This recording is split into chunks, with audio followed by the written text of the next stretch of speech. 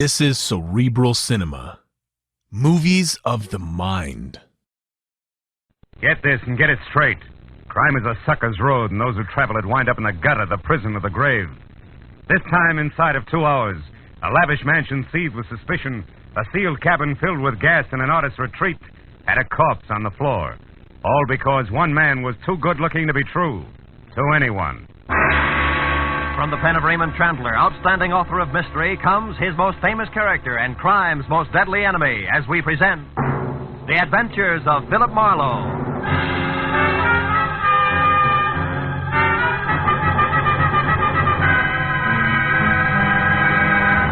Now, with Gerald Moore, starred as Philip Marlowe, we bring you tonight's exciting story, The Lady Killer.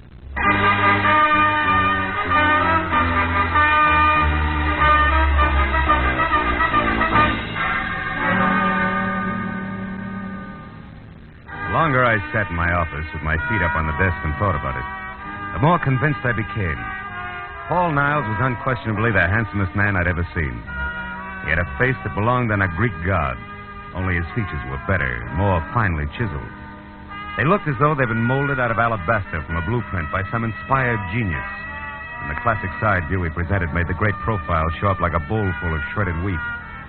In fact, the guy was much too good to be true in more ways than one, which had been my original impression of Niles when I'd first met him, just 2 hours ago at the corner of Sunset and Cahuenga, and at his insistence had driven him around the quieter streets of Hollywood in my car while he tried to hire me. He was scared stiff. That was all he would admit to, and as he talked, I wondered what it would be like to have a face like that. Must become quite a problem. Women cluttering up your life. Marlowe, you're not listening to me. Unless you help me, I'm going to be killed. Soon, tomorrow, tonight. Maybe in the next 10 minutes. I must have protection. From what? Who's after you? A girl. Her name is Nora Kirby. She's threatened my life, and now she's here in town. She actually intends to go through with it. I found out where she's staying. I went there to talk to her, but she was out. Why is killing you so important to her? Well, I don't even know for sure. It's something ridiculous. Nora Kirby obviously doesn't think so. Let's have it, Niles. Why? I can't tell you that. I see. Also, I suppose you don't want to take this to the police where it belongs, and you can't give me the reason for that either. Yes. I came to you because I need private help, and I'm willing to pay well for it.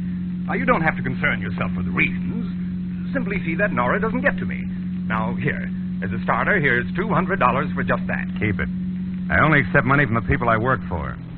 You mean you won't help me? I just want to know where I'm going before I start. Now, wait. You can get off here. Don't you understand? My life's in danger. I'm scared. Not enough to loosen your tongue any. Here, this is as far as I go. But tell me one thing first, just for laughs. What business are you in? Why, I'm a composer. I write music. The way you said it, it's either a front or a hobby. How do you get your dough? I have friends, wealthy ones, who have faith in me. That's more than I can say for Marlowe.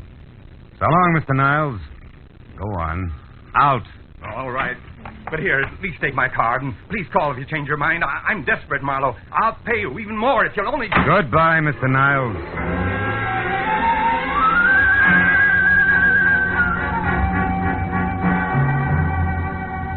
That was the way I'd left it 2 hours ago at 8. And I'd spent the time in between trying to referee a tug-of-war in progress with the feeling I had that I'd been stuffy on one end and my undernourished bank account on the other, and was slowly but surely getting no place. So when the break came, I grabbed at it. Hello, Marlowe speaking. Marlowe, this is Paul Niles again. Oh? I've thought it over. I'll tell you everything if that's the only way, because I've got to have help before it's too late. That's better. Where are you? In my studio, 3893 Avenida del Sol. 3893. That's off Coldwater Canyon, isn't it? Yes. Now get over here right away, will you? Wait a minute, Marlowe. There's someone here. Somebody just came in now. What? Niles? Who's there? Who is that? Nora, is that... Oh! Niles! Niles!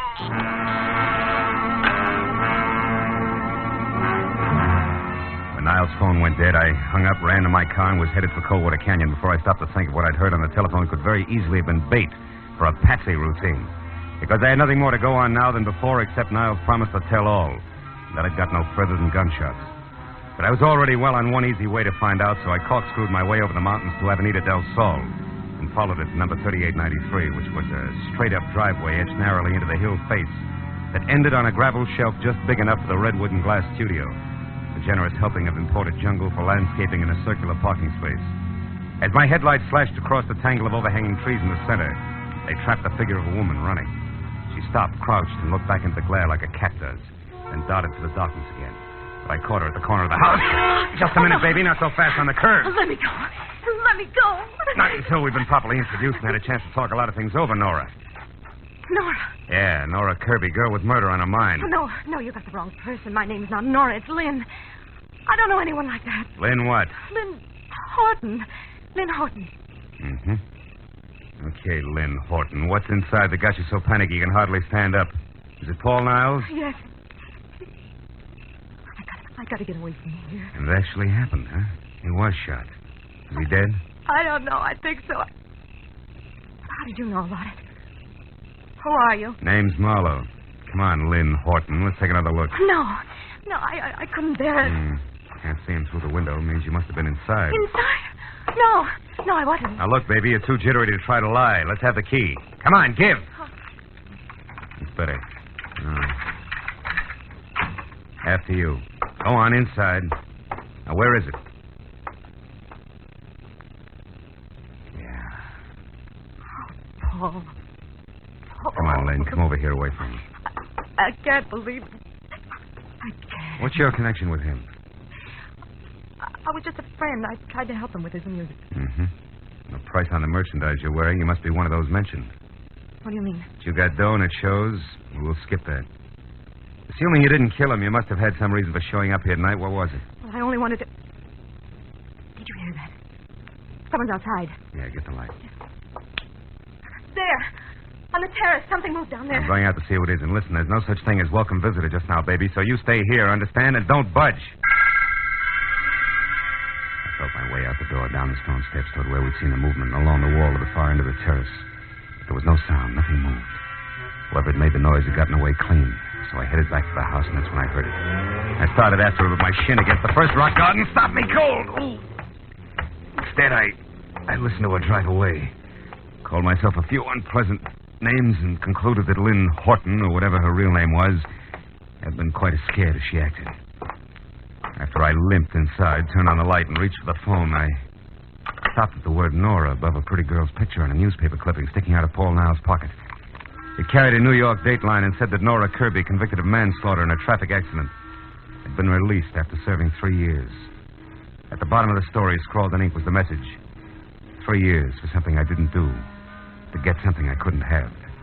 It's not fair, Paul. I'll be seeing you. It was signed Nora. I picked up the phone again, and a few minutes later, Detective Lieutenant Matthews at Homicide was up to date. Okay, I'll be right out. Now, you say this girl, Nora Kirby, did it, Marlowe? I said Paul Niles was expecting her to, and it looks like she did. Say, look, there's another angle, though. The woman who just beat it away from here. The one who called herself Lynn Barton? Yeah. That's somebody else who was snooping around outside, too. Who also got away from you. You're doing real well, Marlowe. Oh, now, wait a minute. Wait till you see this joint, you'll understand. Besides, I'm in this for curiosity only now. My paycheck got murdered, remember? And furthermore, I never have matches when I want them. What'd you say? I said I'm looking for some matches. No. Here's some. These are the strangest matches I've ever seen. Well, what about them? They got a velvet cover on them. So what? A velvet book of matches? Hey, Matthews, did you ever hear the name Negrotto? Negrotto? Yeah. Sure. Abel Negrotto. Huh? He's a big name in the music publishing business. Made most of his fortune on records. Lives in Beverly Hills. You know, I got a dandy hunch. I'm going to go have a talk with Mr. Negrotto, Lieutenant, okay? On one condition. Be careful what you say, Marlowe. And keep in touch.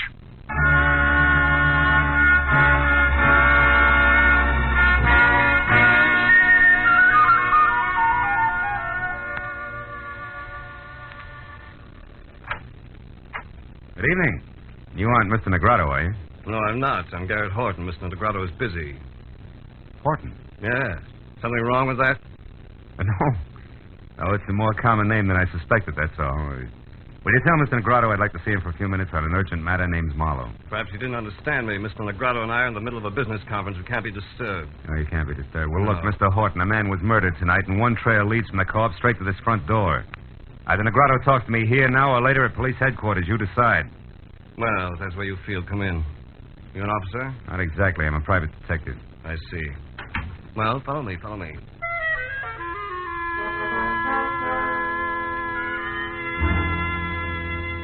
We led the way through what looked like the outer lobby of the Taj Mahal, and down a silk-padded corridor to a set of carved doors that would have fit any roundhouse in the country. When we walked in, a man glanced up from a stack of papers, and with a pair of eyes that belonged on a shark, did his best to look a hole through me. Horton introduced us. This is Mr. Marlowe, private detective. Mr. Negrato, I'm looking for a girl named Nora Kirby in connection with the murder of one Paul Niles tonight. She either committed the murder or knows who did because she was there and saw it. And what exactly brings you to my house? Well, I found this book of matches near the door of the dead man's studio. I think it's yours. It is. Go on. Any idea how it got there? None whatever. And until you mentioned their names, I'd never heard of either Nora Kirby or Paul Niles. How about you, Mr. Horton? No, I'm afraid not. Oh, there's my wife. Oh? I'm sure you'll want to give her the third degree, too. Just a moment. Lynn, darling. Come in here, please. Lynn, this is Mr. Marlowe. How do you do, Mr. Marlowe? I'm glad to know you, I'm sure. Thanks. I'm pleased to meet you, Mrs. Negrato. Your brother and I have been trying to convince Marlowe here that we didn't commit murder tonight, but he thinks we did because he found this book of our matches near the corpse. Can you explain it, my dear? Why, no. I can't imagine. The man's name was Niles, Lynn. Paul Niles. Mean anything? No, nothing. How about Nora Kirby? I don't think I've ever heard the name before. Well, Marlowe, that would seem to take care of the book of matches. Not completely. It was found at the house of the dead man, remember? We've had hundreds of these made up. Pass them out freely. I think you've taken up quite enough of our time with this absurd business, Marlowe. So now I'll ask you to leave. I'll show you out. Don't Marlowe. bother. Now listen, Negrato, and listen closely. I've been taking it easy so far, but somebody in this room is absolutely certain how those matches got out there. I know that for a fact. And I'm a private detective, don't forget. So if you suddenly remember something that needs talking over, I'll be in my office for 1 hour, but not one single minute longer. Good night, all.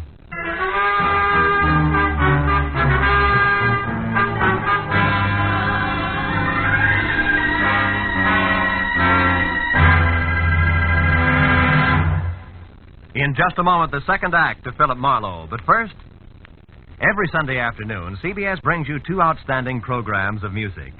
Gems from the great composers, played by the Symphonette, and the sweet, memorable songs of the outstanding modern composers and semi-classicists, sung by the Choraleers. Each program is designed especially for fine Sunday afternoon listening. Hear both the Symphonette and Choraleers this Sunday afternoon on most of these same CBS stations. Now, with our star, Gerald Moore, we return to the second act of Philip Marlowe and tonight's story, The Lady Killer.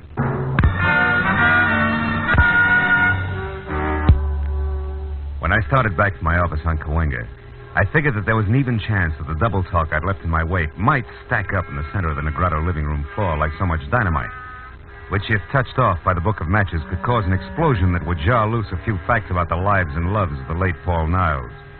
Facts that would make finding Nora Kirby and clearly understanding her motives something less than impossible.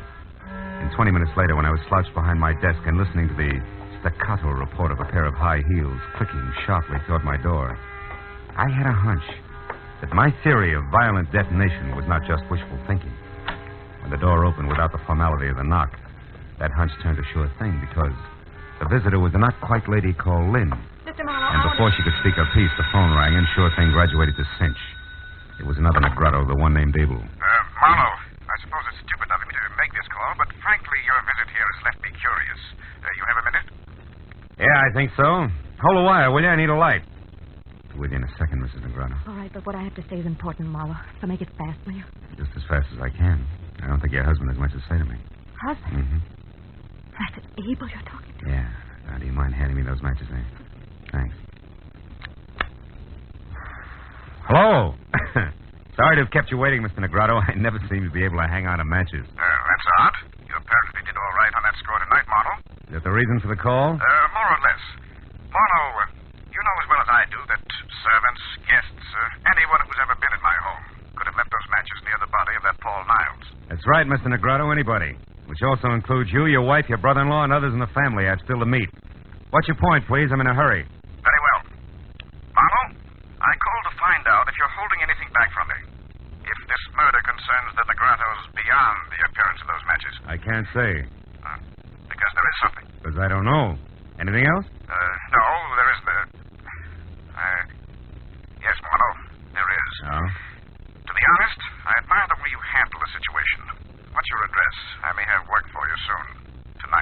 Thanks, Mr. Negrado, but I don't think I'll be available. At least not till I get through with the job I'm on. Which is what? Handling dynamite while I play with books of matches. Good night, sir. What did he want, Marlowe? Among other things, an expressed desire to hire me. To do what? Report on you, I suppose. He didn't say. What makes you think that's what he wanted? Addition, Mrs. Negrado. A rich old husband, a beautiful but bored young wife, and an unemployed Adonis always add up the same way. Also, you were here in my office just about Clinch's things, not to mention your presence near the corpse, the key you used. And I've heard enough, Marlowe. Look, I didn't want to get mixed up with Paul. I couldn't help myself. I swear I couldn't. He was different, Marlowe. Handsome. More charm than I'd ever known in anyone. Yeah, real lady killer, I know. What are you getting at? Just this. I'll pay you any price you name. Only don't tell Abel that I had anything to do with Niles. He's a jealous man, Marlowe. Insanely jealous. If he knew about us, he'd... Kill Mrs. Negrado? I don't know. Marlowe, what do you want? Right now, everything you know about Nora Kirby. But I've never heard of her before tonight. You're lying. No, I'm not. It's the truth. Now, what do you want? Nothing. Good night. You mean you won't say anything? Oh, Marlowe, I don't know how to thank you. Don't try. Also, don't get mixed up about me, baby. The fact that I won't blackmail you doesn't mean I don't like you. The door, Mrs. Negrado, leave it open on your way out, will you? I'm expecting another visitor. No, my husband. No, just another man. The anchor man on the Triumvirate I once left some dynamite with. I won't bother explaining that. Goodbye, Mrs. Negrado.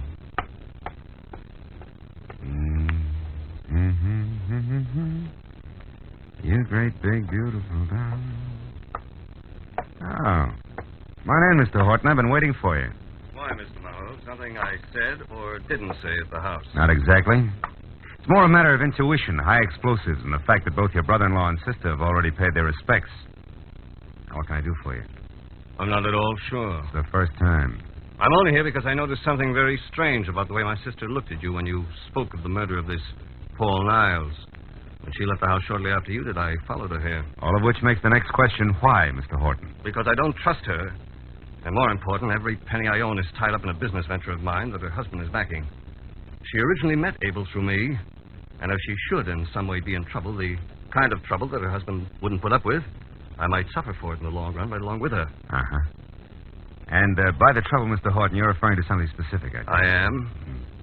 Lynn has had a very mixed-up background, Marlowe, so it's entirely feasible that in some way she's connected with this Nora you spoke of who killed Paul Niles. You mean as an accomplice or even as accessory before or after the fact? Pretty thoughts about your own sister. Which I can't help. I doubt that you have anything to worry about, Mr. Horton. However, I will say this, that if Nora Kirby hadn't gotten to Paul Niles, sooner or later you would have had plenty to worry about. You mean that... I mean that now is a great time for you to go home and sit on your investment. All is well, Mr. Horton, for the time being.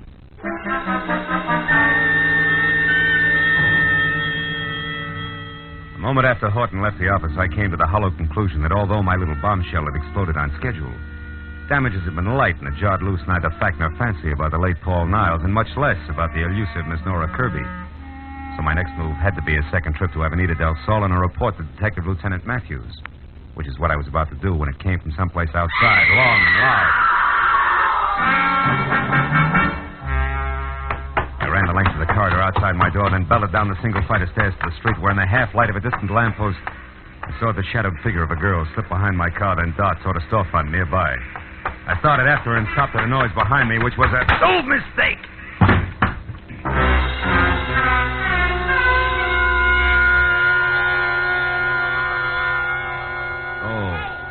Junior, hey, come on, honey. Pull yourself together. Oh. Let's go, fellas. Come on. Oh, it's you. You're the one who screamed? Scream.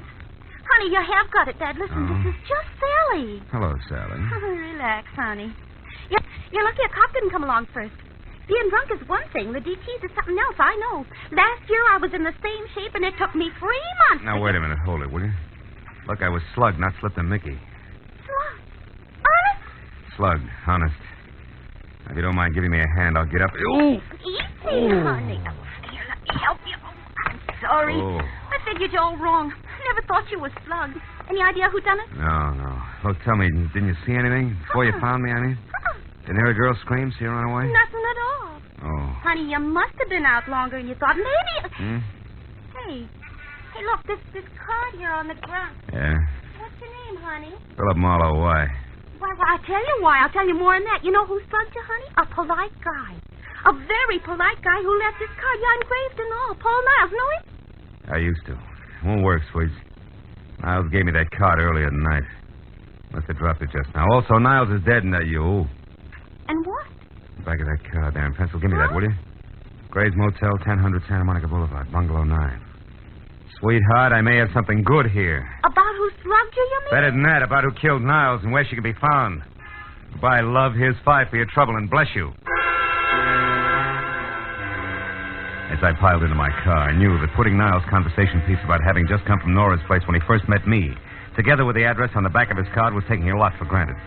I sold myself that playing a long shot was better than not betting on anything at all, and I kept driving fast. When I came to a stop away from the place, which was run down, spread out, and quiet, I had a feeling that what I had earmarked long shot was quickly moving up to even money. And when I was standing next to the motel bungalow marked 9, that feeling became fact because inside and piled in an awkward heap on the floor was a still form of the girl the newspaper clipping had labeled Nora Kirby. It was another full second before I realized something even more important. On a hot night in August, there wasn't a single window open. And Nora Kirby was huddled close to a gas heater that was on but showed no flame. I picked up a stone at my feet, took one deep breath, then crashed the pane of glass, unlocked the window, and got inside and over to the girl, who I figured was taking the hasty way out of a murder that she no doubt had a very personal reason to commit. I stopped figuring when I was nearly next to her. I knew that she was still alive. And but a man gripping a .45 in his hand had just opened the front door. Don't make another move, Marlowe, or I'll kill you. Well, comes the switch. Brother-in-law Garrett Horton. I never would have guessed.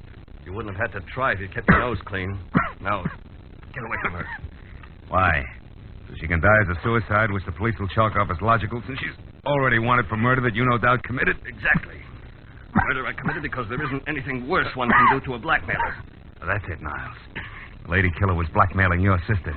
You found out and killed him before he could cause too much trouble. Family trouble that would end up hurting the good thing you've got with husband Abel, huh? Yes. Now, shut up and get away from her. We're going outside. You're kidding. Marlowe, I'll shoot you if you don't start walking. You're still kidding. Horton, you can't kill me without killing yourself. This room is jammed tight with the gas you turned on after you brought her in here unconscious. After you tapped her outside of my place because she was on her way to see me and tell me that you had murdered Niles. The flash from that gun in your hand, Horton will blow us all to bits. Face it, brother. For you, it's all or nothing at all. Go on, shoot. Go on, try it. Try it. I can't. I can't.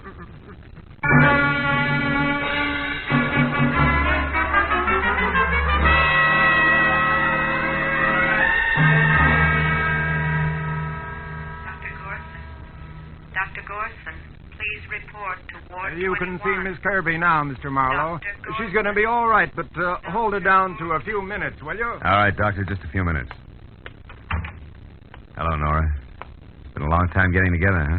No, but not through any fault of mine, Mr. Marlowe. I followed you from the moment you left Paul's place. But I wanted to see you alone, so I kept waiting for my chance. Which was canceled out when Horton spotted you after he left my office. Gotta learn to run faster, honey. He had to take time to knock me out, and still he caught up with you. So did you. I'm very glad to say. Even though you probably weren't trying to save me at the time, were you? Frankly, honey, until Horton stepped back into that bungalow to keep me from interfering with things, I figured you were it. That might have been Marlowe. If Paul hadn't been killed just before I got to him, at least I'd have hit him with something hard. I had motive, you know. Yeah, I read all about it. 3 years in prison for something you didn't do.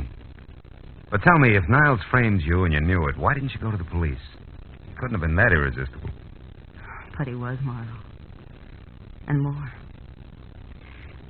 As a matter of fact, he didn't frame me in the first place. It was my own idea. You see, Paul was driving the car when we had that accident 3 years ago. Not me. You switched places with him? Why? He'd already had his license revoked for reckless driving. They'd have sent him away for 10 years at least, as against my 3.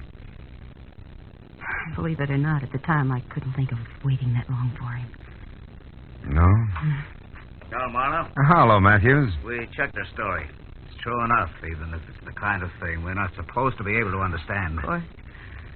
Paul was strictly a lady killer, remember? Yeah, so he was. Well, I guess that ties everything in, huh? Not quite, Phil. I just finished taking a statement from Horton. There's one more question. Whatever made you so sure that in a room half filled with gas, a gun exploding would blow everything up? Oh, well, that's simple. You what? Well, I figured, you see. I thought that, Yes, well, good night, Miss Kirby. Good night, Mr. Marlowe. So long, Lieutenant. So long. Lucky.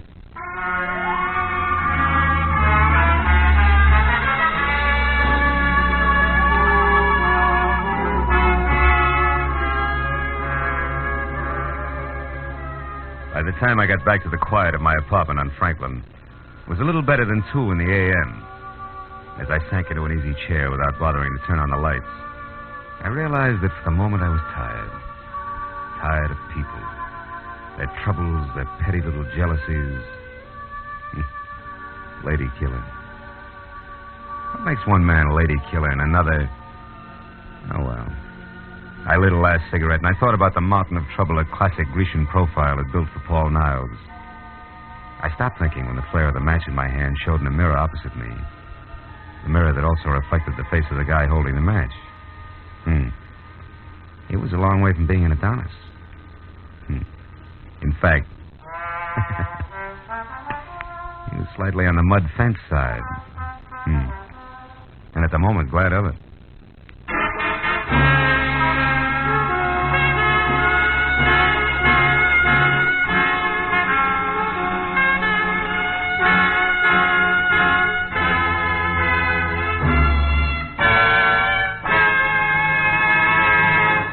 The Adventures of Philip Marlowe, bringing you Raymond Chandler's most famous character and crime's most deadly enemy, star Gerald Moore, and are produced and directed by Norman MacDonald.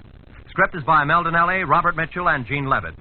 Featured in the cast were Gene Bates, Paul Dubov, Ted Von Eltz, Ann Morrison, Don Randolph, and Edmund MacDonald. The special music is by Richard Orant. Be sure and be with us again next week when Philip Marlowe says... It started with a man on trial for his life, and an A1 citizen eager to testify. But there it was interrupted. And it wasn't until I found a corpse in a bubbling bath, gunplay in the woods, and lots of blackmail that the real eager witness had a chance to talk.